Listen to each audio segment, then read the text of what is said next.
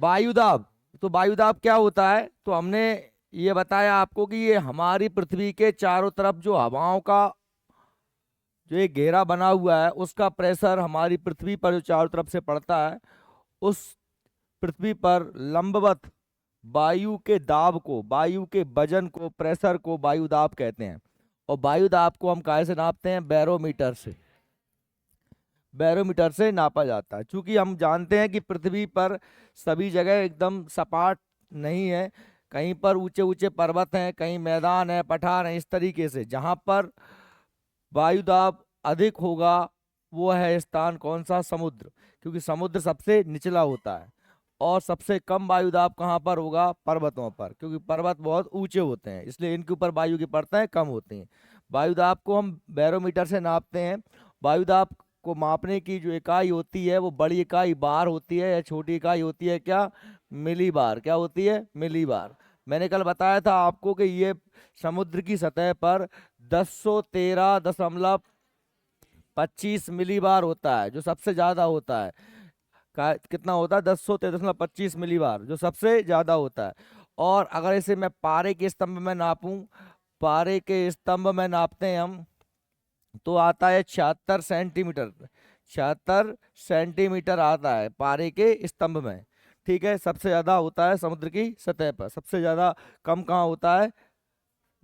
पर्वतों पर। ऊंचाई बढ़ने से वायुदाब कम होता है, तापमान बढ़ेगा तो वायुदाब कम होगा। कल हमने ये देखा था वायुदाब एवं पवन संचार। तो वायुदाब किसे कहते हैं, अब आप अपने नोट्स में देख लीजिए। तो वायुमंडल द्वारा पृथ्वी पर डाले जाने वाले भार को वायुदाब कहा जाता है। यानी वायुमंडल जो पृथ्वी पर पूरा वजन डालता है उसे क्या कहते हैं? वायुदाब कहते हैं। वायुदाब वायुदाब को बैरोमीटर से मापा जाता है। उसको अंडरलाइन कर लीजिए। वायुदाब को कैसे नापा जाता है? बैरोमीटर से। सामान्यतः समुद्र तल पर वायुदाब पारे से 176 760 मिलीमीटर ऊंचे स्तंभ द्वारा पड़ने वाले दाब के बराबर होता है। अभी आप ध्यान सुनना, मैंने क्या कहा था? 76 सेंटीमीटर, यहाँ लिखा है 760 मिलीमीटर। तो आप समझ रहे हैं सेंटीमीटर को क्या में बदल दिया? मिलीमीटर में। अगर ये इसको हम 76 सेंटीमीटर भी कह सकते हैं। ठीक है, और 76 सेंटीमीटर ही क्या होता है? 760 मिलीमीटर। ठीक है, तो चाहे तो हम कहते हैं 1013.25 मिली बार, या फिर कह दूं मैं 760 मिली लीटर, या 76 सेंटीमीटर। ठीक है, अगर हम वो ये भी कहते हैं कि बार को कहते हैं, तो वो हो जाएगा 1.013 बार हो जाएगा। समझ गए? वो मिली बार था, ये क्या हो जाएगा? बार। कभी बार में भी आ जाए तो मिली बार, बार, या सेंटीमीटर, मिलीमीटर, तो वो कोई दिक्कत वाली बात है नहीं, उसको बदल सकते हैं आप। लेकिन सबसे ज्यादा होता है कहाँ पर? समुद्र की सतह पर। ये क्लियर है? ठीक है। जलवायु वैज्ञानिक वायुदाब को मिली बार में नापते हैं। कायम नापते हैं? मिली बार में। इसलिए मैंने आपको बताया कि समुद्र की सतह पर 1013.25 क्या होता है भैया? ये मिली बार होता है। क्या होता है? मिली बार। जो काय से नापा जाता है? बैरोमीटर से। काय से नापा जाता है? बैरोमीटर से। ठीक है, क्लियर है? अब देखिए, ये तो आप समझ ही गए कि साहब ऊंचाई के साथ वायुदाब में कमी होगी, क्योंकि ऊंचे स्थान है तो कम हवाओं का वजन पड़ेगा, और नीचे स्थान है तो ज्यादा हवाओं का वजन नीचे पड़ेगा। किसी भी स्थान पर हम देखें तो उसके ऊपर जितनी भी पवन है उन सभी का वजन उसके ऊपर पड़ता है। तो ये एक प्रकार का स्तंभ बन जाता है। क्या बन जाता है? ये खंबा टाइप का बन जाता है ना। मेरे सिर के ऊपर मेरी जितनी हवाएं उनका वजन ही मेरे ऊपर पड़ेगा। दूसरा मैंने बताया था कि भाई ताप जो है बढ़ाने पर, यदि तापमान में वृद्धि होती है तो हवाएं हल्की हो जाती हैं। हवाएं हल्की हो जाती हैं और दाब कैसा हो जाता है? दाब कम हो जाता है, वायु दाब कम हो जाता है। इसलिए हम जानते हैं कि भूमध्य रेखा के आसपास जो है वायु दाब कम होता है। ठीक है, अब हम बात करते हैं समदाब रेखाएं क्या होती हैं भैया, कि जहां पर समान दाब होता है, जिन जिन स्थानों पर समान वायु दाब होता है उन स्थानों को हम जिस रेखा से मिलाते हैं उसे समदाब रेखा कहते हैं, या इसे अंग्रेजी में आइसोबार कहते हैं। जैसे हमने पढ़ा था कि समान तापमान वाले स्थानों को मिलाने वाली रेखाओं को समताप रेखाएं कहते हैं, ठीक वैसे ही समान वायु दाब के स्थानों को मिलाने वाली रेखाओं को कहते हैं समदाब रेखा, समदाब रेखा तो आपको याद रहेगी, आप अंग्रेजी में याद कर लेना, आइसो बार। क्या कहते हैं? आइसो बार। ठीक है, ये इंग्लिश में पूछा जाता है। ये सारी जितनी भी लाइंस होती हैं, समान वायुदाब, समान वर्षा, समान लवणता, समान ऊंचाई, समान भूकंप आने वाले स्थान, तो इनको अलग अलग नाम से जान, सब में आइसो जुड़ा रहता है। आइसो का मतलब होता है सम। ठीक है, जैसे आइसो थर्म कह दूं समान तापमान, आइसो बार कह दूं तो समान दाब, आइसो आइसो हाइप्स कह दूं तो समान ऊंचाई, आइसो हाइट्स कह दूं तो समान वर्षा, आइसो हेलाइन कह दूं तो समान समुद्र में खारापन, है ना, समान लवणता वाले स्थान। तो ऐसे मैं कह दूं कि समान भूकंप वाले को कहते हैं आइसोसिस्मल्स। तो ये अलग अलग लाइनों को जो है अलग अलग नाम से जाना जाता है। अपनी नोट्स में ये सब लास्ट में दिया हुआ है, सारी लाइंस, तो हम एक बार वो अलग से फिर भी याद कर लेंगे, लेकिन बीच बीच में ये आती रहेंगी, तो इनको अच्छे से याद करते रहेंगे, क्योंकि एग्जाम में इनसे क्वेश्चन बनता है। तो क्या लिखा है?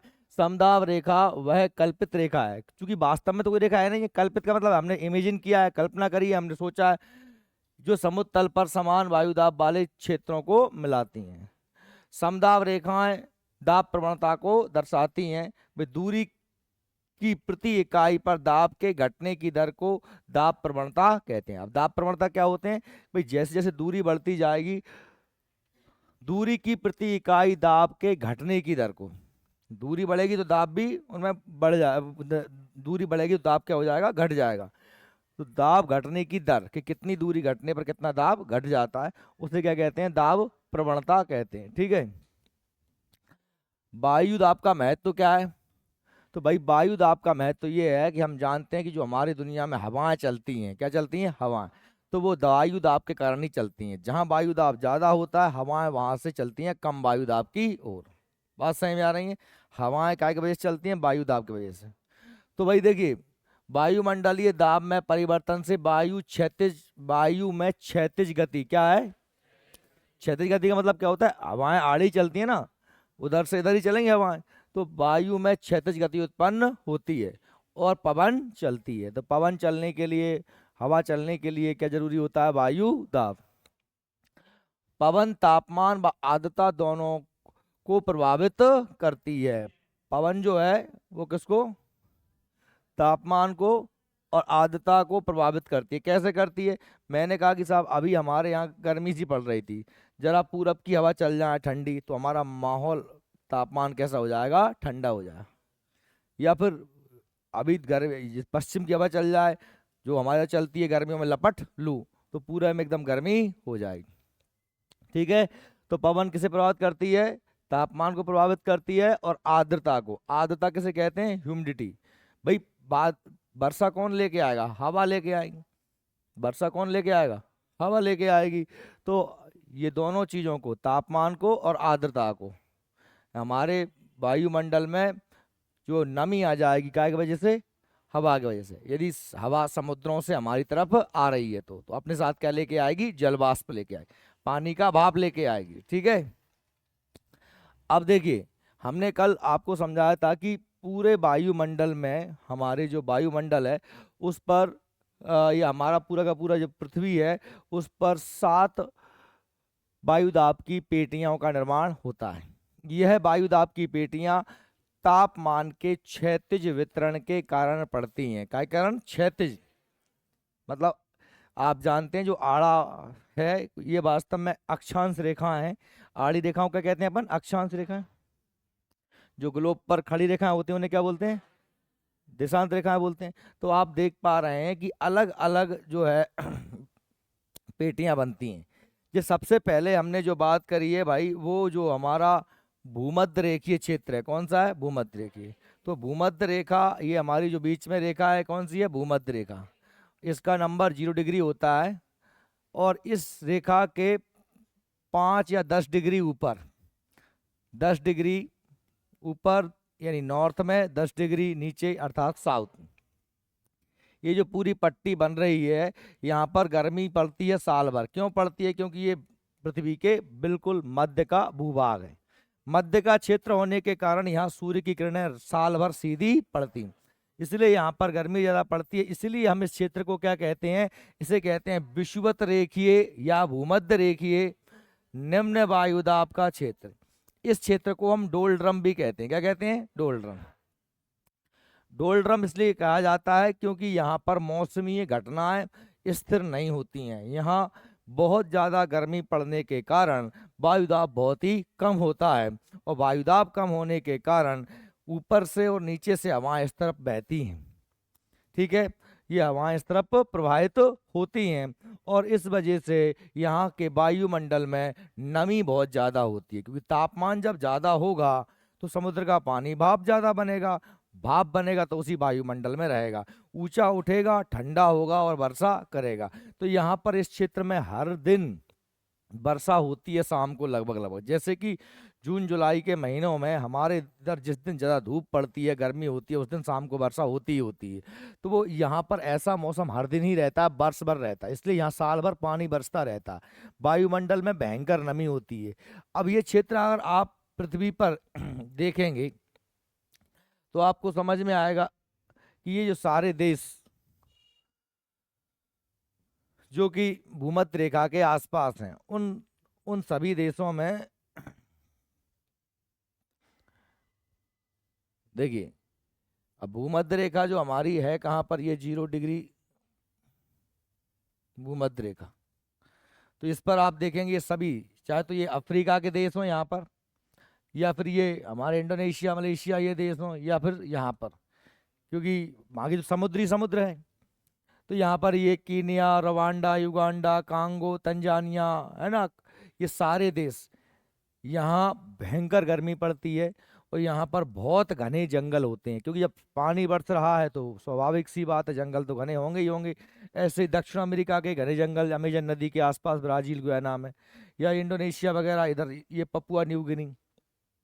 और यहाँ के लोग एकदम बहुत जोर से कारे होते हैं, चीखने वाले कारे आपने देखे होंगे, यानी केवल दांत चमकते हैं। क्यों ऐसा क्यों होता है? क्योंकि यहाँ पर वायुमंडल में फैला के नमी होती है, हर दिन पानी। जैसे हमारे इधर आपने देखा कि जून जुलाई के टाइम पे एकदम चिपचिपी गर्मी पड़ती है, क्यों? उसमें उमस पड़ती है ना, बहुत जैसे उमस। तो हम कितना ही फैन भी लगा लें, खा लें, पोत लें, कुछ कर लें, 1-2 घंटे में अपन वैसे के वैसे हो जाते हैं, तो चिप चिप चिप चिपे हो जाते हैं। तो वो काय की वजह से हो जाते हैं? क्योंकि हमारे इधर क्या होती है, भयंकर नमी होती है। ठीक है, तो उस नमी से क्या होता है कि हमारी त्वचा में एक तत्व होते से बोलते हैं मेलानिन। ये जो मेलानिन तत्व होता है ना, मेलानिन, है ना, ये हमारी त्वचा को रंग डिसाइड करता है कि आपकी त्वचा का रंग कैसा होगा, आप गोरे होंगे या काले होंगे। अगर ये मेलानिन आपकी त्वचा में ज़्यादा है, त्वचा में ज़्यादा है, तो आपका रंग उतना ज़्यादा डार्क होगा, मतलब आप उतने काले होंगे। और ये जितना कम है उतने आप फेयर होंगे, उतने आप गोरे होंगे। देखिए ध्यान से समझिए इस बात को कि मेलानिन एक वाष्पशील पदार्थ है। कैसा पदार्थ है? ये वाष्प बन जाता है। क्या बन जाता है? वाष्प बन जाना मतलब उड़ जाना, त्वचा से उड़ जाता है। कब उड़ेगा? इसको वायु सोख लेती है। कौन सोख लेती है? वायु। अब वायु जो है अगर ठंडी होगी, वायु ठंडी, अगर तापमान कम होगा तो वायु में जलवाष्प की मात्रा कम होगी, क्योंकि तापमान बढ़ेगा तभी तो पानी भाप बनेगा। अब जब तापमान कम ही है तो हवा कैसी हो जाएगी? रूखी हो जाएगी, शुष्क हो जाएगी, ड्राई हो जाएगी, नहीं हो जाएगी? तो हमारी त्वचा से मेलानिन उड़ने लगता है। आपने सर्दियों में देखा होगा कि सर्दियों में हमारी त्वचा एकदम रूखी हो जाती है। क्यों हो जाती है? क्योंकि हमारी हवा कैसी होती है? ठंडी होती है। वो हमारी त्वचा से मेलानिन को एब्जॉर्ब कर लेती है, सब कुछ सोख लेती है, इसलिए हमारी त्वचा त्वचा एकदम रूखी हो जाती है। अपने हाथ पाँव में बतर सी आ जाती है, पट जाते हैं हाथ पैर, मोट मोट सब पट जाते हैं, अपन बोर प्लस लगा लगा के परेशान हो जाते हैं सर्दियों में। तो हमारी त्वचा कैसी, त्वचा से जो है जितनी भी नमी है वो सोख लेते हैं। अब जब त्वचा से नमी सोखी जाएगी तो त्वचा में जो मेलानिन है वो भी सोख लिया जाएगा। अब आप ऐसा मानो कि यहाँ साल भर ठंडी ही पड़ती रहती है, तो वहाँ के लोगों की त्वचा एकदम रफ रहती है और उसमें से बिल्कुल मेलानिन पूरी तरीके से वायु में चला जाता है, उनकी त्वचा में मेलानिन होता ही नहीं। उसी का परिणाम क्या होता है? उसी का परिणाम होता है कि हमारा रंग जो होता है थोड़ा सा गोरा होने लगता है। और जैसे जैसे तापमान बढ़ेगा, वायु में ह्यूमिडिटी की मात्रा बढ़ेगी, तो और आपकी त्वचा में मेलानिन कम सोखा जाएगा, इसलिए त्वचा में मेलानिन की मात्रा बढ़ती जाएगी और आपका रंग हल्का सांवला होता चला जाएगा। आप अगर देखें तो भूमध्य रेखा के आसपास ये सभी लोग देखिए यहाँ पर तापमान ज्यादा है, वर्षा भी ज्यादा हो रही है, वायु में आर्द्रता ज्यादा है। आप ऊपर की तरफ बढ़ेंगे नीचे की तरफ बढ़ेंगे, लोग हल्के से फेयर होते जाएंगे धीरे धीरे। जैसे मान लीजिए भूमध्य रेखा है, तो ये केन्या वेन्या के लोग एकदम भयंकर काले चमकने वाले काले, है ना, बिल्कुल सांप जैसे काले होते हैं। आपने देखे होंगे कभी, कभी आपने केन्या वेन्या की टीम देखी हो, वो क्रिकेट खेलते हैं, तो वो एकदम बहुत भयंकर काले होते हैं। और थोड़े से जैसे हम ऊपर आते हैं, मान लीजिए ये अपन श्रीलंका आ जाते हैं, तो श्रीलंका के लोग थोड़े से काले तो होते हैं, पर ये काले इनकी अपेक्षा थोड़े रूखे काले हैं, है ना, ये उतने वैसे चमकने काले नहीं है।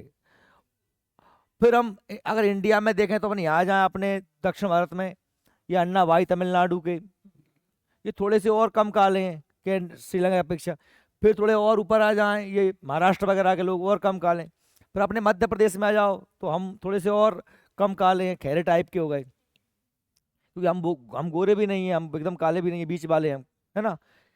और अपन सुपर पहुंचेंगे तो अब पंजाब हरियाणा के लोग हमसे थोड़े और गोरे हैं, जम्मू कश्मीर के लोग और गोरे हैं। आप और ऊपर चले जाओ, इस इलाके में चले जाओ कहीं, तो ये पूरा का पूरा इलाका ऐसे ही बढ़ते जाओगे ऊपर के आप देखो तो यहाँ पर ईरान इराक के लोग और गोरे हैं, या तुर्की वगैरह के लोग और ये सब गोरे हैं। अगर आप और ऊपर चले जाओगे तो ये फ्रांस इंग्लैंड यूक्रेन, तो इनके लोग और बहुत गोरे हो जाएंगे, गोरे क्या भूरे होने लगते हैं ये लोग। हाँ, इनके बाल भी गोरे हो जाते हैं। अच्छा, और ऊपर जाओगे ना, और ऊपर ये नॉर्वे स्वीडन पहुंचोगे, तो ये लोग गोरे नहीं भूरे नहीं, ये लाल हो जाते हैं एकदम। इनकी त्वचा में बिल्कुल, त्वचा एकदम लाल हो जाती है। क्या हो गया? ले- इनकी त्वचा एकदम लाल लाल सी हो जाती है, ये बिल्कुल सूरजमुखी टाइप के हो जाते हैं। सूरजमुखी लोग देखे ना आप लोगों ने, बिल्कुल जिनकी आंखें वाँखें सब बिल्कुल भूरे लाल वो होते हैं, वो आंखें नहीं खोल पाते, तो ऐसे लोग होते हैं।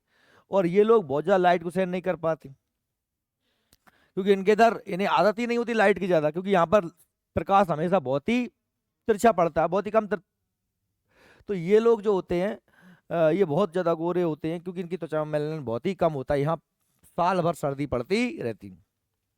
ऐसे ही नीचे की तरफ चले जाओगे तो आप देखना यहाँ पर जो ऑस्ट्रेलिया वगैरह के लोग बहुत गोरे मिलेंगे आपको। ऑस्ट्रेलिया की टीम खेल रही, न्यूजीलैंड की टीम खेल रही, बहुत गोरे देखे आप लोग। तो तो ये सब काय का प्रभाव पड़ता है? जलवायु का प्रभाव पड़ता है। अब जलवायु का ये जलवायु वास्तव में काय प्रभावित कर रही थी? हमने कहा सब अक्षांश रेखाओं पर।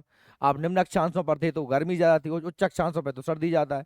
और ये वायुदाब तापमान पर ही वायुदाब निर्भर करता है, और वायुदाब से वर्षा और आर्द्रता निर्भर करती है, क्योंकि हवाएं तो चलेंगी क्या के हिसाब से? वायुदाब के हिसाब से। आप बात समझ में आ रही है आप लोगों को? तो ऐसे ही आप लोग देखें, एक और हमारे तत्व, एक हमारी त्वचा में एक तत्व और होता है, जैसे हम बोलते हैं एर्गेस्ट्रॉल। क्या बोलते हैं? एर्गेस्ट्रॉल। ये भी हमारी त्वचा में पाया जाता है। जैसे कोलेस्ट्रॉल होता है ना, कोलेस्ट्रॉल, कोलेस्ट्रॉल जानते हो कैसे बोलते हैं? बसा, फैट। आप जो घी या तेल वगैरह खाते हैं वो हमारी त्वचा में क्या बनाता है? कोलेस्ट्रॉल। और ये जो वसा होती है ना, हमारी त्वचा के नीचे जमा हो जाती है। कहाँ हो जाती है? चर्बी कहाँ पाई जाती है? त्वचा के नीचे। तो जो चर्बी होती है उससे इसमें क्या बनता है? एर्गेस्ट्रॉल। और जब उस पर धूप पड़ती है, क्या पड़ती है? धूप, तो वो एर्गेस्ट्रॉल अपने आप को विटामिन डी में कन्वर्ट करता है। क्या करता है? विटामिन डी में। और विटामिन देखो, त्वचा, त्वचा के नीचे चर्बी, चर्बी के नीचे मांसपेशियां और हड्डियां। तो जो विटामिन डी होती है वो हड्डियों के लिए महत्वपूर्ण होती है। अगर विटामिन डी की कमी हो जाए तो आपकी त्वचा में आपकी हड्डियों में कमजोरी आ जाएगी, हड्डियां आपकी रूखी हो जाएंगी, कड़क हो जाएंगी, है ना। आपको एक रिकेट्स नाम की बीमारी हो जाएगी, है ना, हड्डियों से संबंधित बीमारी हो जाती है काय कमी से, विटामिन डी की कमी से। अब चूंकि हमारे इधर तो खूब धूप पड़ रही है, तो हमें तो एर्गेस्ट्रॉल पर्याप्त मात्रा में मिल रहा है ना, क्योंकि हमारे पास पर्याप्त धूप है और हमारी त्वचा में खूब पर्याप्त एर्गेस्ट्रॉल है। लेकिन ये लोग जो ऊपर वाले लोग हैं बेचारे, ये लोगों, इनके पास धूप कम पहुंचती है, तो इनकी त्वचा में जो है विटामिन डी का निर्माण सही तरीके से नहीं हो पाता, क्योंकि एर्गेस्ट्रॉल उतनी मात्रा में विटामिन डी में कन्वर्ट नहीं होता। भाई विटामिन डी में एर्गेस्ट्रॉल कब बदलेगा? जब उससे धूप पड़ेगी। ये तो आपने सुना होगा ना कि धूप से विटामिन डी मिलती है। ये किसी ने नहीं सुना तो समझ लेना, याद रख लेना इसको, विटामिन डी धूप से प्राप्त होती है। और इसीलिए आप लोगों ने देखे होंगे कि ये जो गोरे लोग होते हैं, ये समुद्र के किनारे, है ना, उगाड़े डले रहते हैं बढ़िया, है ना, अंडरवियर बनियान में डले रहते हैं, डले रहते हैं बीच, समुद्र के बीचों पे, किनारों पे। क्यों डले रहते हैं? क्योंकि ये लोग विटामिन, ये सन बाथ ले रहे हैं। क्या ले रहे हैं? प्रकाश से नहा रहे हैं, इनकी भाषा में। क्योंकि उनके लिए आवश्यक है ना। गोवा आ जाते हैं, वो इधर पूरे हमारे भूमध्य रेखा के आसपास के देशों के पास जाते हैं। अपने इंडिया में गोवा बहुत आते हैं ये विदेशी लोग, यहाँ पर समुद्र के बीच के किनारे घंटों पड़े रहते हैं धूप में, और हम लोग भी जाते हैं, फिर उनकी देखा देखी हम भी डले रहते हैं, है ना। अपन लोग तो वैसे ही कारे हैंगे, अपन ने वैसे विटामिन डी हुक के भर रही है अपन में, लेकिन फिर भी अपन, चूंकि अपन उनकी देखा देखी सब करते हैं। तो भाई ये बात सही में आपको आई। अब वो हमने कहा कि इस भूमध्य रेखा के आसपास जो 10 डिग्री ऊपर 10 डिग्री नीचे है, इसको हम डोल्ड्रम क्षेत्र कहते हैं। क्या कहते हैं? क्योंकि ये जलवायु हमेशा, मौसमों में हमेशा परिवर्तन होता रहता है। अब याद रखना, ये क्षेत्र चूंकि समुद्रों में उतना उस हिसाब से नहीं बनता जितना कहाँ बनता है, स्थल पर।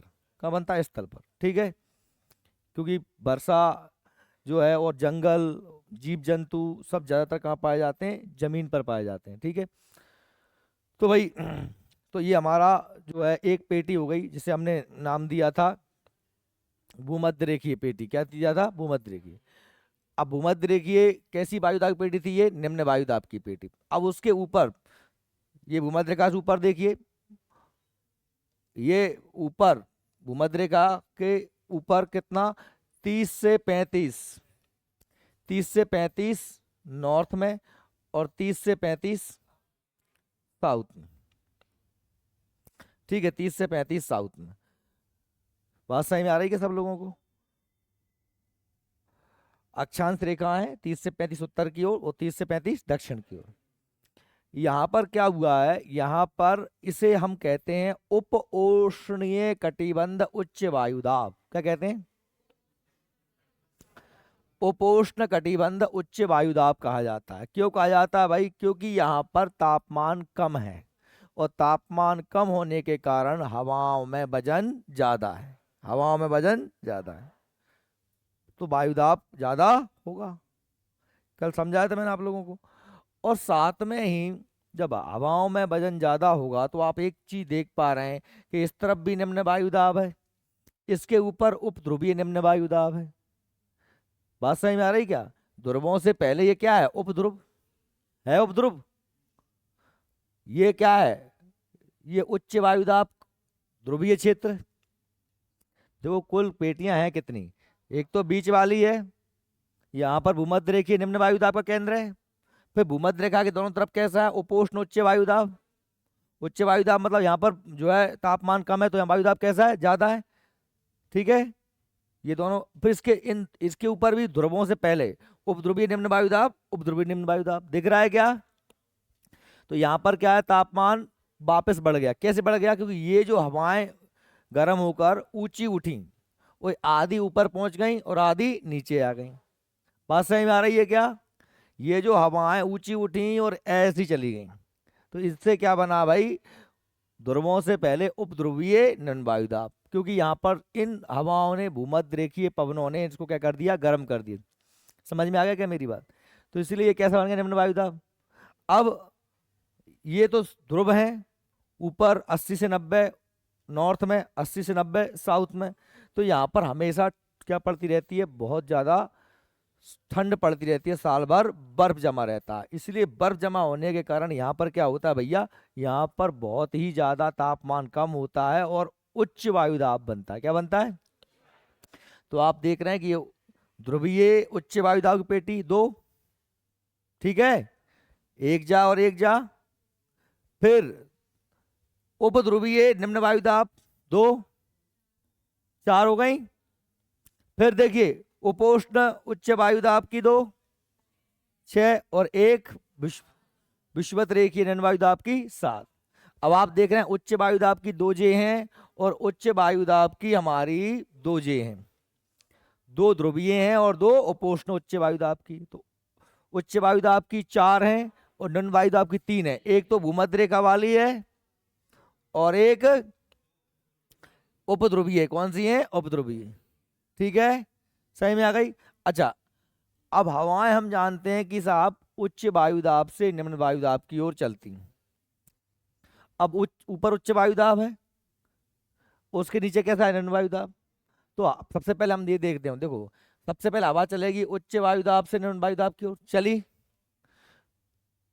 और ये भी उच्च वायु दाब है, तो यहां से भी कहाँ चलेगी, ऊपर उपोष्णीय क्षेत्र से उपध्रुवीय ओर चलेगी और ध्रुव से भी उपध्रुव की ओर चलेगी। या मैं कह दूं कि साहब इससे उपोष्ण से कहाँ चलेगी, विषुवत रेखीय निम्न वायु दाब की ओर चलेगी, नहीं चलेगी। ऐसे ही विषुवत रेखीय ये क्षेत्र की ओर उपोष्ण उच्च वायु दाब दक्षिण वाले से ऊपर की ओर चलेगी और नीचे की ओर चलेगी, क्योंकि ये कैसा वायु दाब, उच्च वायु दाब, इसके इस तरफ भी निम्न वायु दाब है और इस तरफ भी निम्न वायु दाब है, इसलिए यहाँ से ऊपर चलेगी और यहाँ से नीचे भी चलेगी। बात समझ में आ रही है का? जो उच्च वायु दाब है वो, और जो जवाग्रह निम्न वायु दाब और जवाग्रह निम्न वायु दाब, भाई उपोष्ण उच्च वायु दाब से उस तरफ विषुवत रेखीय निम्न वायु दाब और नीचे उपध्रुवीय निम्न वायु दाब, है कि नहीं। ऐसे ही यहां से उच्च वायु दाब ध्रुवीय क्षेत्र से भी उपध्रुव की ओर पवनें चलेंगी, तो ये दिशा यही रहेगी। समझ में आई मेरी बात? अब आप देख पा रहे हैं, तो हमने जैसे भूमध्य रेखीय निम्न वायु दाब की बात कर ली, जैसे डोलड्रम क्षेत्र कहते हैं, यहाँ वर्षा होती है, यहाँ घने वन पाए जाते हैं, ठीक है, या दलदली क्षेत्र पाया जाता है, साल वर्षा होती है। ऐसे ही अब हम बात करें उपोष्ण वायु दाब की, तो उपोष्ण उच्च वायु दाब जो 30 से 35 डिग्री उत्तरी अक्षांश या दक्षिण अक्षांश में होता है। अब आप इसको जरा यहाँ पर देख लीजिए, देखिए आप यदि देख रहे हैं, जैसे मैंने बनाया साहब की, ये हमारी भूमध्य रेखा है, बीच वाली 0 डिग्री। अब इससे नीचे ही हमने कहा साहब ये हमारी जो है, इसको हमने बना दी साहब ये 30 डिग्री है, ये 30 डिग्री बना दी मैंने, और इसके नीचे ये हमने बना दी साहब 35 डिग्री। अब आप ये समझ ही रहे होंगे कि साहब जो हवाएं होती हैं वो यहाँ से इस तरफ चलती हैं और इस तरफ भी चलती, क्योंकि आप जान रहे हैं ये कैसा वायु दाब है, ये उच्च वायु दाब है। कैसा वायु दाब है? उच्च वायु दाब। बात समझ में आ रही कि नहीं आ रही? यहाँ पर कैसा वायु दाब है? उच्च वायु दाब। तो कुछ हवाएं चलती हैं यहाँ से भूमध्य रेखा की ओर और कुछ चलती हैं ध्रुवों की ओर, उपध्रुव क्षेत्र की ओर।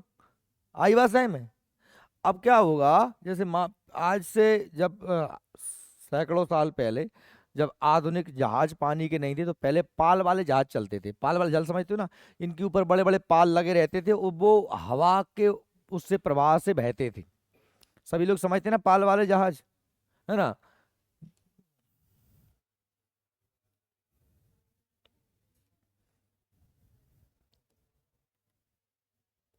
पाल वाले जहाज,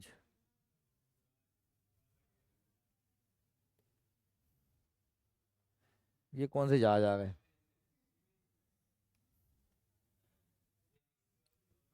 ये देखो, ये दिख रहा है आप लोगों को? ये जो जहाज है ये पाल वाला जहाज है। पहले ऐसे जहाज चलते थे, ये इनमें ऊपर पाल लगे रहते थे और इन पालों के माध्यम से क्या होती थी, हवाएं इन पालों से भर के आगे की ओर बढ़ती थी। आजकल तो इंजन होते हैं, इंजन स्पीड इंजन से चल जाते हैं। पहले जब इंजन बना ही नहीं था, तो मध्यकाल में जब हम कह सकते हैं मुगलों का राज रहा था भारत में, या उस समय ब्रिटिश जहाज आए थे, ईस्ट इंडिया कंपनी उस समय आई थी, तो उस समय ऐसे ही जहाज चलते थे जिनमें हवा के माध्यम से ही जहाज पानी में आगे बढ़ते। अब ये इतना दो, वैसे तो अपन नौका को चलाते कैसे हैं? अपन नौका को चलाते हैं पतवार से, वो पतवार से।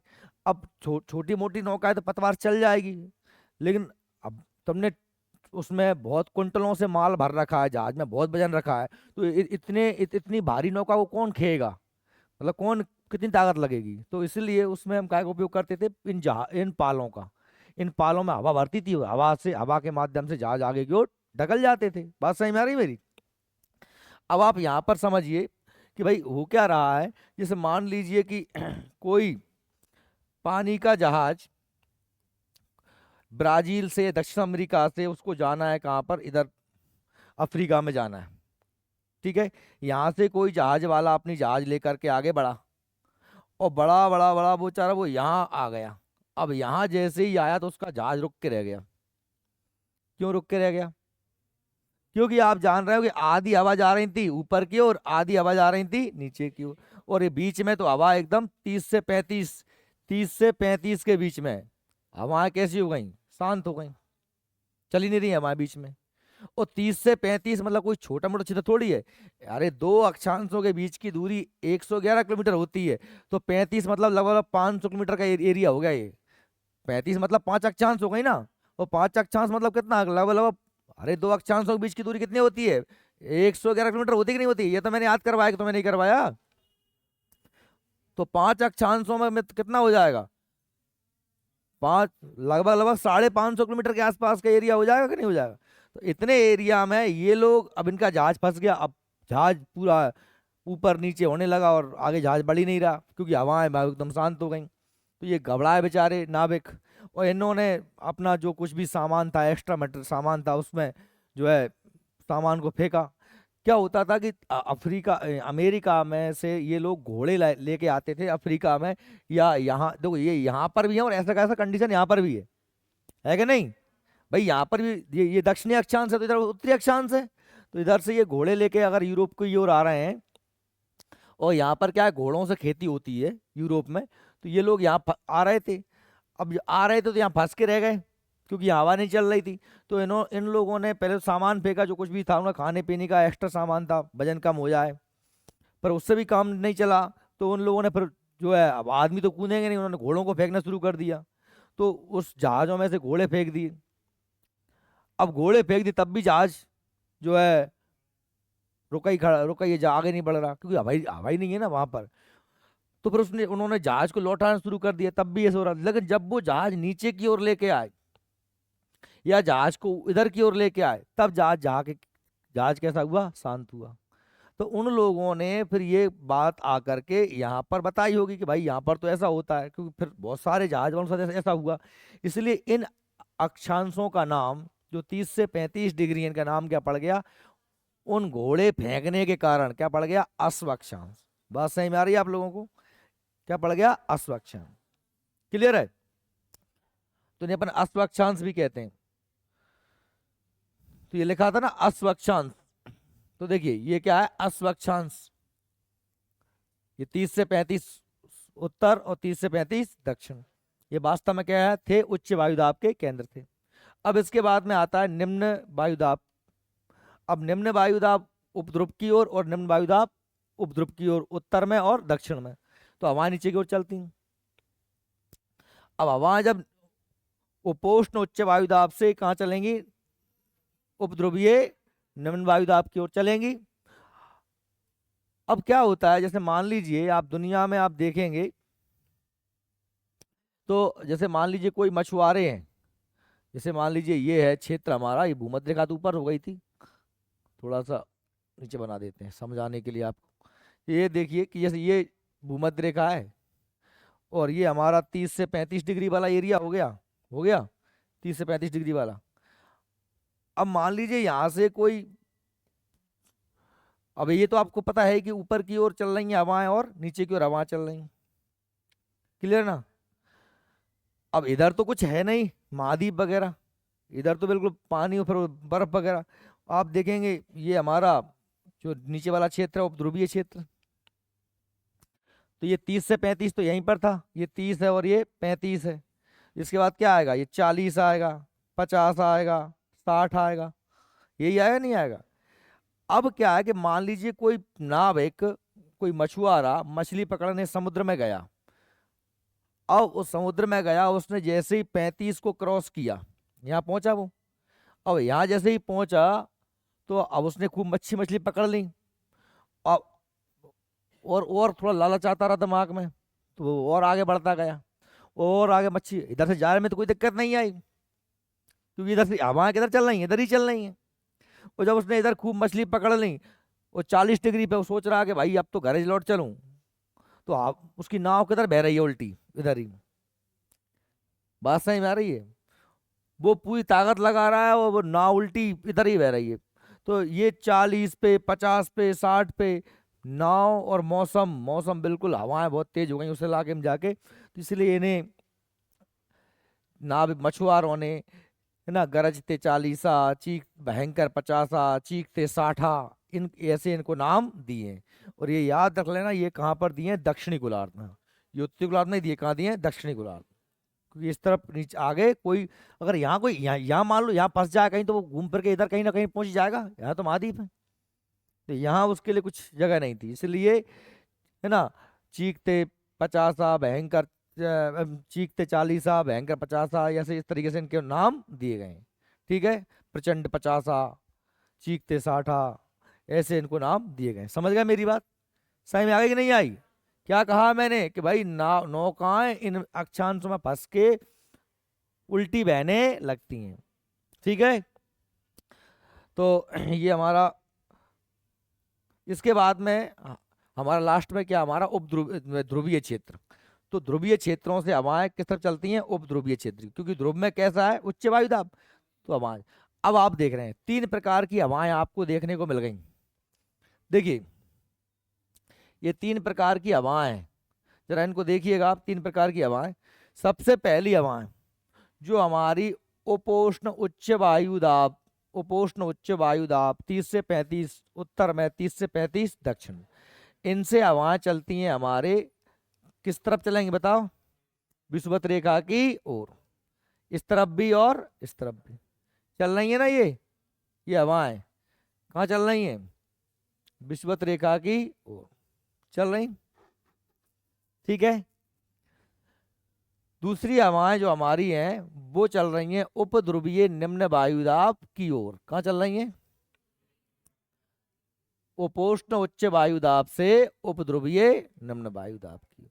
ये तो आप जानते ही हैं कि हवाएं उच्च वायुदाब से निम्न वायुदाब की ओर चलती हैं, यही चलेंगी दिशा। तीसरी हमारी जो हवाएं चल रही हैं, जो है तीसरी जो हमारी हवाएं चल रही हैं वो चल रही हैं उच्च वायुदाब। कौन सा है? ध्रुवीय। ध्रुवीय उच्च वायुदाब से निम्न वायुदाब, उपध्रुवीय निम्न वायुदाब की ओर। ये भी ध्रुवीय उच्च वायुदाब से उपध्रुवीय निम्न वायुदाब की ओर। तो हवाएं आपको दिख रही हैं कुल 3 प्रकार की चल रही हैं। 3 प्रकार कौन कौन सी? ये जो उपोष्ण उच्च वायुदाब से विषुवत रेखीय निम्न वायुदाब की ओर चल रही हैं।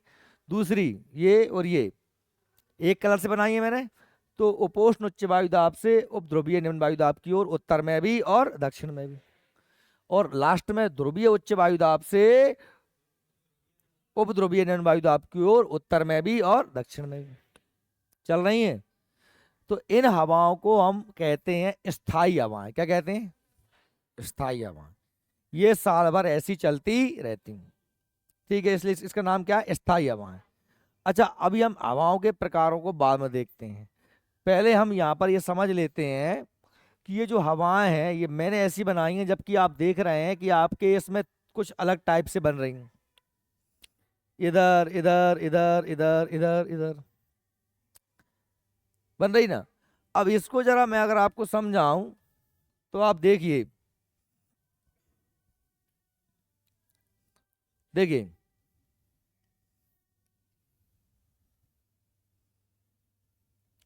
ये पृथ्वी है, ये भूमध्य रेखा है। ठीक है, और भाई ये हमारा हो गया उपध्रुवीय, अब सॉरी उपोष्ण उच्च वायुदाब, ये भी उपोष्ण उच्च वायुदाब। ठीक है, इसके बाद में ये हो गया हमारा उपध्रुवीय निम्न वायुदाब, और ये भी उपध्रुवीय निम्न वायुदाब। और लास्ट में हमारा जो बचा वो बचा है हमारा ये जो हमारा ध्रुवीय उच्च वायुदाब, ये ध्रुवीय उच्च वायुदाब। यही कंडीशन है कि नहीं? यही कंडीशन है। 0 डिग्री, 30 से 35 नॉर्थ, 60 से 65 नॉर्थ, और 80 से 90 नॉर्थ। ऐसे ये 30 से 35 साउथ, 60 से 65 साउथ, 80 से 90। ठीक है, साउथ। अब देखो कायदे से क्या होना चाहिए, अगर हवाओं की बात करें हम, तो हवाएं ये उच्च वायुदाब है तो यहाँ की ओर चलेंगी, चलेंगी नहीं चलेंगी? और ये भी उच्च वायु दाब है, तो हवा की यहाँ चलेंगे। देखो मैं एक बार यहाँ लिख देता हूँ, ये वायु दाब कैसा है, ये निम्न वायु दाब है, ये वायु दाब उच्च है, ये वायु दाब निम्न है, और ये वायु दाब कैसा है, उच्च है। ऐसे ही ये हमारा कैसा है, उच्च है, और ये कैसा है, निम्न है, और ये कैसा है, उच्च है। ये तो समझ में आ गया ना सबको, कहीं भूल जाओ तो भाई हमने क्या कहा कि हवाएं उच्च से निम्न और निम्न से उच्च से निम्न, और यहाँ पर भी हवाएं उच्च से निम्न, तो यहाँ पर भी उच्च से निम्न, उच्च से निम्न, और ये उच्च से निम्न, क्यों यही चलेंगे। पर भाई क्या ये कंडीशन तब की हो सकती है जब पृथ्वी अपनी जगह स्थिर हो? क्या हो? पृथ्वी चुपचाप ऐसी खड़ी है सूर्य के सामने, तो हवाएं ऐसी चलेंगी।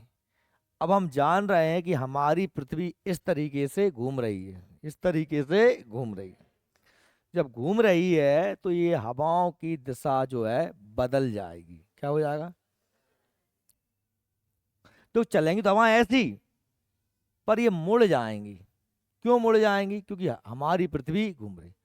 देखो गैस और द्रव, गैस और द्रव, पानी या हवा, इनके बीच ये जिन भी परमाणुओं से मिलके बने होते हैं, उनके बीच में ससंजक बल बहुत ही कमजोर होता है। ससंजक बल मतलब क्या? जैसे मान लीजिए ये पेन जिन जिन कणों से बन के बना है, वे कण बहुत जोर से चिपके, इसलिए इसका एक आकार है, ये गोल है। पानी का कोई आकार होता है क्या? भाई गिलास में भर दो गिलास जैसा, कटोरी में भर दो कटोरी जैसा। इस हवा का कोई आकार है क्या? नहीं है। इनके इनके कण इधर उधर भागते रहते हैं। अगर मैं एक थाली में पानी भर लूं और पानी भर के इस थाली को फुल भर के मैं ऐसे घूम जाऊं, तो पानी किस तरफ फैलेगा? इस तरफ फैल जाएगा। इस तरफ फैलेगा, इस तरफ फैलेगा। ऐसे करूंगा पानी, तो पानी इस तरफ फैल जाएगा। बात सही आई कि नहीं आई? भाई ये पानी को मैंने भरा ऐसे घूमा, तो पानी किस तरफ फैलेगा? इस तरफ फैल जाएगा। उसमें जो पानी भरा, क्योंकि पानी अपने स्थान पर रुकना चाहेगा, जबकि वो थाली आगे बढ़ गई है। न्यूटन का नियम लग गया ना। अगर बस चलती हुई बस में ब्रेक मार दे कोई, तो हम आगे सीट में भिड़ जाएंगे, क्योंकि बस तो रुक गई, पर हमारा शरीर आगे की ओर गतिमान था। या हम ऐसे बैठे थे, अचानक बस चली जाए तो हम पीछे की ओर लग जाएंगे। क्यों लग जाएंगे? क्योंकि बस तो नीचे से चल गई, लेकिन हमारा शरीर अपने आप को रोके रखना चाहता था। तो वही वाली कंडीशन है। अब क्या कि हवाएं तो ऐसी चल रही थी, पर पृथ्वी इस तरीके से घूम रही है। जब पृथ्वी इस तरीके से घूम रही है, तो फिर क्या होगा? फिर आप देख रहे हैं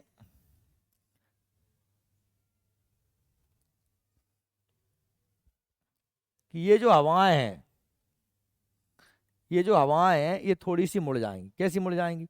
पृथ्वी किस तरफ से घूम रही है? पश्चिम से पूर्व की ओर। ये क्या है भाई? पश्चिम। और ये क्या है? पूर्व। ऐसी घूम रही है। तो जो हवाएं हैं वो इस तरीके से चलेंगी,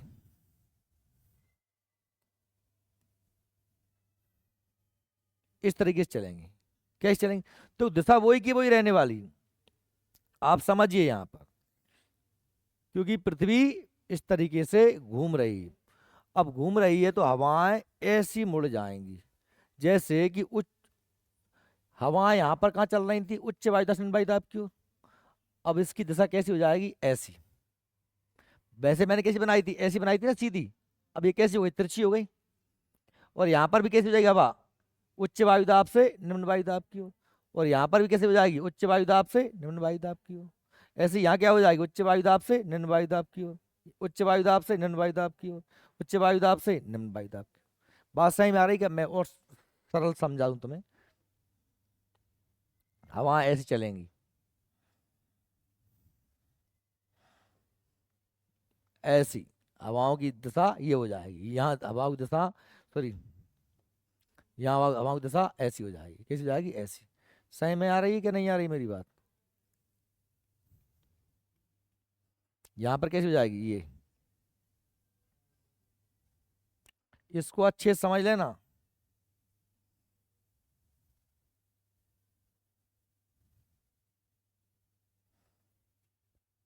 समझ में आया कुछ मेरी बात?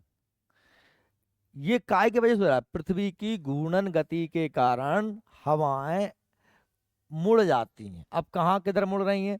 तो ये कौन सा ध्रुव है? उत्तरी ध्रुव। ये कौन सा ध्रुव है? दक्षिण ध्रुव। उत्तरी ध्रुव में हवाएं अपने दाएं, किस ओर? दाहिने ओर। ठीक है। उत्तरी ध्रुव किस तरफ मुड़ रही हैं? दाहिनी ओर। ये मेरा जो मुंह है, मैं कहाँ खड़ा हूँ? यहाँ खड़ा हूँ उत्तरी गोलार्ध पे। तो ये मेरा दायां हाथ है, ये मेरा बायां हाथ है, तो किस तरफ मुड़ रही है? दाएं तरफ मुड़ रही है। और जब मैं यहाँ खड़ा हो जाऊंगा, कहाँ पर? दक्षिणी गोलार्ध। तो दक्षिणी गोलार्ध में मैं ऐसा खड़ा होऊंगा, ये खड़ा होगा दक्षिणी गोलार्ध पे। तो दक्षिणी गोलार्ध में हवाएं मेरे बाएं ओर, ये मुड़ रही है बाएं ओर। अब मेरा मुंह अभी मैंने इस तरफ क्यों कर लिया? क्योंकि मैं यहाँ पे खड़ा रहूंगा तब भी मैं भूमध्य रेखा की तरफ देखूंगा, पृथ्वी की तरफ। ऐसे थोड़ी कि मैं यहाँ पे खड़ा जाऊंगा इधर देखूंगा, इधर क्या देखूंगा? मैं यहाँ खड़ा होऊंगा तो इधर ही देखूंगा ना। जब मैं यहाँ खड़ा तो इधर देख रहा था ना, भूमध्य रेखा की तरफ। सही में आ रही नहीं आ रही? जब मैं यहाँ खड़ा था तो मुझे यहाँ खड़ा मानो, तो मेरा ये हाथ कौन सा है? दायां। तो हवाएं किस तरफ मुड़ रही हैं? दाईं ओर। और जब मैं कहाँ पहुंच गया? दक्षिणी गोलार्ध पे। तो फिर मैं ये खड़ा हूंगा ना, ये मैं यहाँ खड़ा हूँ तो मैं इस तरफ देखूंगा ना। तो अब मेरा ये दायां और ये मेरा बायां, तो हवाएं किस तरफ मुड़ रही हैं? मेरे बाएं ओर। समझ में आ रही है का? इसे कहते हैं हम कैरी ओलस बल प्रभाव। क्या कहते हैं? या कहते हैं फेरल का नियम। क्या कहते हैं? फेरल का नियम। समझ में आएगा मेरी बात? तो कैरियोलस बल प्रभाव या फेरल का नियम क्या है? कि भाई उत्तरी गोलार्ध में हवाएं दाएं ओर मुड़ जाती हैं, दक्षिणी गोलार्ध में हवाएं बाएं ओर मुड़ जाती हैं, क्योंकि पृथ्वी की घूर्णन गति के कारण। इसे कहा जाता है कैरियोलस बल प्रभाव या फेरल का। बात सही में आ रही? अब इसीलिए भारत में दक्षिण पश्चिमी मानसूनों से वर्षा होती। ठीक है। अभी मैं बताऊंगा कैसे हो रही है, दिमाग तुम्हारा मत दौड़ाओ, तुम समझ भी नहीं पाओगे, है ना, क्योंकि तुम समझोगे कुछ और। उसको समझाने के लिए थोड़ा सा आपको अपना दिमाग को और खोलना पड़ेगा। उसको हम थोड़ा बाद में समझते हैं, पहले रुकिए जरा। तो अभी ये समझ में आया कि आपको, अगर मैं आपसे ये कह दूं कि भाई यदि मैं यहाँ खड़ा हो जाता हूँ, यहाँ मैं खड़ा हूँ, तो मैं ऐसे कह दूं कि अगर उत्तरी गोलार्ध में, ध्यान सुनना, अगर उत्तरी गोलार्ध में मैं हवाओं की तरफ पीठ करके खड़ा हो जाता हूं, हवाओं की तरफ। अब हवाएं इधर चल रही पीछे से, तो मुझे ऐसे खड़ा होना पड़ेगी। ये मुड़ रही ना हवा ऐसी, तो हवाओं की तरफ पीठ खड़ा खड़ा हो गया। उत्तरी गोलार्ध में मैं हवाओं की तरफ पीठ करके खड़ा हो जाता हूं, तो मेरे दाएं हाथ की ओर उच्च वायुदाब होता है और बाएं हाथ की ओर। क्या समझ में आ रहा है? दाएं हाथ की ओर, बाएं हाथ की ओर, क्योंकि मैं कैसा खड़ा था? हवाओं की तरफ पीठ कर। ठीक है। और यदि मैं ठीक कहाँ पर? दक्षिणी गोलार्ध में हवाओं की तरफ पीट कर खड़ा हो जाता हूं, तो मेरे बाएं हाथ की तरफ उच्च वायुदाब और दाएं हाथ की तरफ। समझ में आ रहा है क्या? मैं यहाँ खड़ा हूं, मैं ये खड़ा हूं, तो ये मेरा कौन सा हाथ है? बायां। तो ये कौन सा वायुदाब है? और ये मेरा दायां हाथ है, तो ये कौन सा वायुदाब है? बात सही में आ रही है ना? ठीक है। ये कैरोलस बल प्रभाव था, फेरल का नियम था। अब जरा इसको समझिए। मैंने कहा कि साहब हवाएं कुल टोटल जो है 3 प्रकार की होती हैं, पवनों के प्रकार। पहली पवनें होती हैं स्थायी, दूसरी पवनें होती हैं अस्थायी। क्या होती हैं? और तीसरी जो पवनें होती हैं, तीसरी जो पवनें होती हैं वो होती हैं हमारी स्थानीय।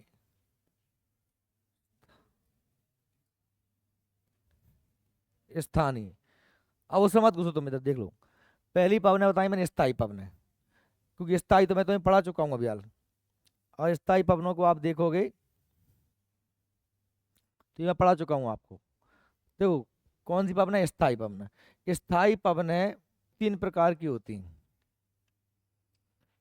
स्थायी पवनें 3 प्रकार की होती हैं। सबसे पहली जो पवनें होती हैं वो होती हैं व्यापारिक पवनें। क्या होती हैं? ये कौन सी होती हैं, इधर देख लो। भूमध्य रेखा की ओर चलने वाली पवनें हैं। उच्च कौन से? उपोष्ण उच्च वायु दाब से 30 से 35 ऊपर, 30 से 35 नीचे, दोनों तरफ से हवा का चल रही है, भूमध्य रेखा की ओर चल रही है कि नहीं चल रही? चल ए पीछे सुन ले मोड़ी। उपोष्ण उच्च वायु दाब है ये उपोष्ण उच्च वायु दाब है। 30 से 35 डिग्री दक्षिण में, 30 से 35 डिग्री उत्तर में, यहां से हवाएं कहाँ चल रही हैं? ये व्यापार में सहायक होती थी। इन्हें ट्रेड वाइंड्स या व्यापारिक पवनें कहते हैं, औद्योगिक पवनें, क्योंकि ये मालवाहक जहाजों को लाने के लिए या चलाने के लिए सहायक होती थी, क्योंकि बीच में ही सारी दुनिया है, इन दोनों के बीच में, चाहे इधर से यहाँ तब भी यहाँ जाएंगे, इधर से यहाँ तब भी यहाँ जाएंगे, या है ना। तो इन जहाजों को चलाने में सहायक, इसलिए इन्हें क्या नाम दिया? व्यापारिक पवनें। दूसरी पवनें जो है उच्च वायुदाब, उपोष्ण उच्च वायुदाब से उपध्रुवीय निम्न वायुदाब। कौन सा वायुदाब है? ये निम्न वायुदाब है कि नहीं है? तो ये चल रही है इस तरफ पवनें, यहां पर भी चल रही हैं। कहाँ चल रही हैं? उपोष्ण उच्च वायुदाब से उपध्रुवीय निम्न वायुदाब चल रही है। तो इन्हें हम कहते हैं पछुआ पवनें। क्या कहते हैं? पछुआ पवन या पश्चिमी पवन भी कहते हैं। वो खतरनाक होती हैं। इन्हीं में यहाँ दक्षिणी गोलार्ध में चलते हैं, क्या चीखते 40 भयंकर 50-60, और ये 30 से 35 के बीच के अक्षांशों को अश्वक्षांश कहते हैं। बताया भी यार मैंने। लास्ट की जो हमारी पवनें हैं जो ध्रुवों से चल रही हैं उपध्रुव की ओर, यहां पर भी इन पवनों को हम कहते हैं ध्रुवीय पवनें। क्या कहते हैं? ध्रुवीय पवन। ये कौन सी पवन थी? ये साल भर ऐसी चलती हैं, इसलिए इन्हें क्या कहते हैं हम? स्थायी पवन। क्या कहते हैं? अब इसके बाद में हमारी अस्थायी पवनें आती हैं और स्थानीय पवनें आती हैं। अस्थायी पवनें क्या होती हैं? ये बदलती रहती हैं, है ना। जैसे दिन के समय तापमान धरती पर ज्यादा था, क्योंकि आप जानते हैं मिट्टी पत्थर जल्दी गर्म होते हैं, पानी देर से गर्म होता है। दिन के समय तापमान कहाँ ज्यादा था? जमीन पे, स्थल पे, क्योंकि जल्दी गर्म हो गई तो माटी पत्थर, पानी देर से गर्म होगा। अब तापमान ज्यादा कहां पर है? धरती पर। तो धरती पर तापमान ज्यादा है तो वायुदाब कम होगा। समझ में आ रही का? वायुदाब कम होगा। दिन के समय जमीन पर, स्थल पर, स्थल है भाई, कोई मैंने कहा कि स्थल है, स्थल पर जो है तापमान कैसा है? ज्यादा है, तो दाब कैसा होगा? दाब कम होगा। ये क्या है? जल है। यहाँ भाई ताप कैसा है? कम है। ताप कैसा है? कम है, तो दाब कैसा होगा? दाब ज्यादा होगा। अब बताओ हवाएं किधर से किधर चलेंगी? दाब कहाँ ज्यादा है तो हवा किस तरफ चलेंगी? जल से स्थल की ओर। तो इन्हें बोलेंगे हम सागर समीर, जल समीर, सागर समीर। और ठीक रात हो जाए तो क्या होगा? यहां पर तापमान ज्यादा रहेगा और यहाँ तापमान, क्योंकि यहाँ जल्दी ठंडी हो जाती जमीन, पानी देश ठंडा हो, तो तापमान कैसा हो जाएगा? अब दाब बदल जाएगा। दाब इधर कैसा हो जाएगा? इधर दाब ज्यादा हो जाएगा, इधर दाब कम हो जाएगा। समझ में आ रही है का? रात हो गई तो हवा कैसे चलेंगी? उल्टी। इन्हें क्या बोलेंगे? स्थल समीर। क्या बोलेंगे? स्थल समीर। मौसम के हिसाब से जो अकेले एक उदाहरण, ये घाटी समीर, पर्वत समीर, स्थल समीर, जल समीर, ये मैं तुम्हें कल और डिटेल में बता दूंगा, समय हो गया है ना। तो समझ में आ रहा है कुछ तुम लोगों को? मैंने पढ़ाया कुछ नहीं है नोट्स में से, पर मैंने तुम्हें समझाया, पर मैंने जो समझाया वो सब नोट्स में लिखा है। मैं सोचा था आज पढ़ा दूंगा, पर आज भी नहीं पढ़ा पाया, मैं कल पढ़ाऊंगा आप। पर तुम लोग पढ़ के आना ये समीरों को आगे।